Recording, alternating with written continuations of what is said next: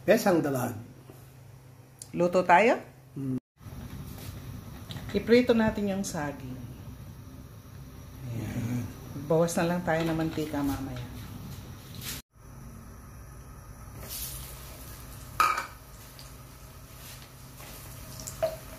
Bali, 2 saging lang yan. Ahunin na natin pag brown na. Kaya nagbawas tayo ng mantika, magigisa na tayo. Unahin natin luya. Medyo maraming luya. Mga 2 thumb size yan. Ano? Ating bawang. 6 cloves. Sibuyas. 1 medium size. Gisa-gisa lang natin. Ayan, ilagay na natin yung ating dalag. Malaki tong dalag na nakuha namin na to. Ayan, bali 1 dalag lang to eh. Napakaraming puto lang na to.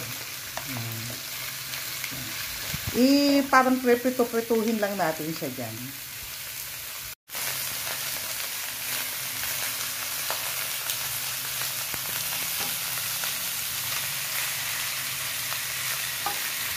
O, ayan. Pag nag-iba na ang kulay, magsasabaw na tayo.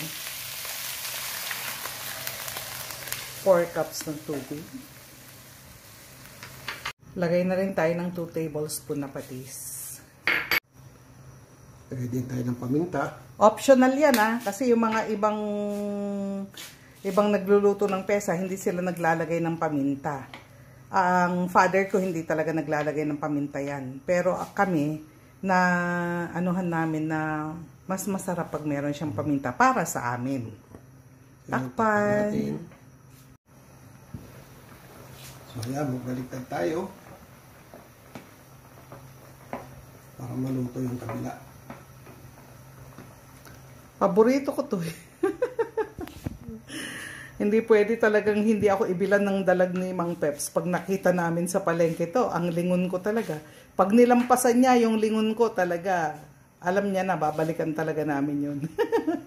Naiiwan yun lang, yung mata niya na siya. Tama. Ayan. Pag ganyan na paluto na yung dalag, ilagay nyo na yung mga gulay para hindi siya madurog. Ano? Yung ating piniritong saging. Oo. Kalat-kalat lang natin dyan. Yung pechay. Dapat maraming pechay kasi gustong-gusto ko ng pechay. Ayan.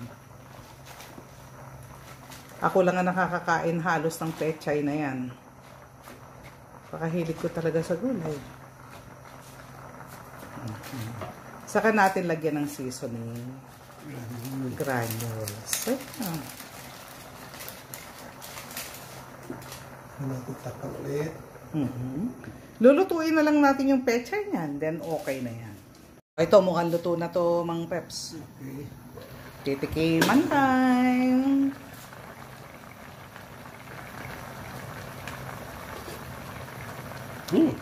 Yummy. Ayan. So, nakaluto na naman tayo. Maraming salamat.